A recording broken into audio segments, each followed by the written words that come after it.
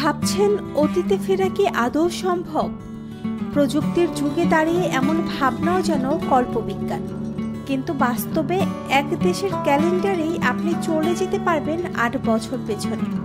হ্যাঁ, কথাটি ইথিওপিয়ার ক্যালেন্ডারকে ঘিরে।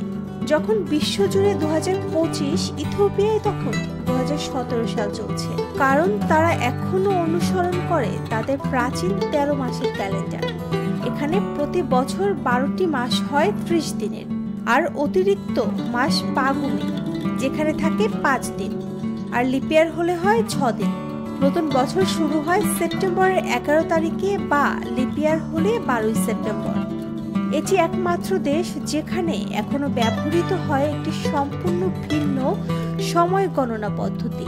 শুধুমাত্র ক্যালেন্ডারের দিক থেকেই নয়, ইথিওপিয়া পরিচিত আরও কিছু চমকপ্রদ কারণে। এখানেই প্রথম কফির আবিষ্কার, আর আজও অতিথি আপ্যায়নে কফি একটি প্রধান সামাজিক অনুষঙ্গ তাদের। দেশটিতে রয়েছে বিশ্বের সবচেয়ে গভীরতম গুহা ও উষ্ণতম স্থান। তাই যদি কখনো অতিথি ফেরার ইচ্ছে হয়, জানবেন ইথিওপিয়া আপনাকে নিয়ে যাবে সময়ের স্রোতের বিপরীতে 8 বছর পেছনে।